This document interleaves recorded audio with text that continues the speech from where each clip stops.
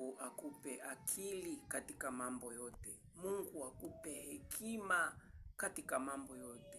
Ni maombi yangu siku ya leo. Mungu akupe hekima katika mambo yote. Mungu akupe akili katika mambo yote.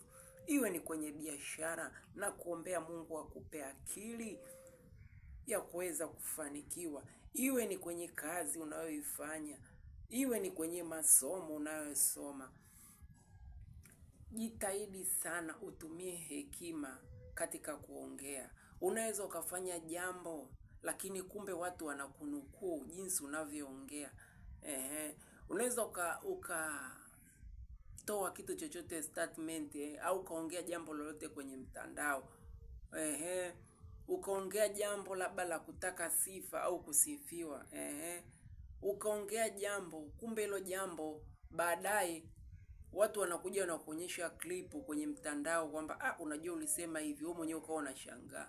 Kumbe katika usemi wako, jinsi unavyoongea. Jitahidi sana kwenye mtandao unavyoongea. Uangalie, usiongee jambo ili kwa ajili ya kupata kiki, na ili hali lile jambo linaenda kupotosha watu wengine na kuumiza watu wengine. Jitahidi sana unaposimama kwenye mtandao.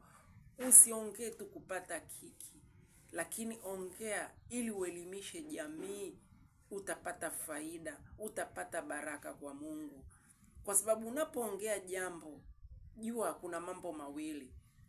Kuna jambo unaongea, lilo jambo linaenda kuelimisha jamii na mtu mmoja anaweza akaokolewa kwa neno ambalo umelisema. Lakini kuna jambo ambalo unaweza ukaongea, kumbe likaenda likapotosha mtu mwingine au kupotosha watu wengine wakaharibika kupitia wewe. Wewe unayesimama kwenye mtandao ya jamii, wewe ni mwalimu wa kuelimisha au kupotosha. Sasa chunga sana maneno yako, jinsi unavyoongea. Ninasema uwe na hekima katika kuongea. Maandiko yanasema ipo hekima tusemayo kati ya wakamilifu. Amena.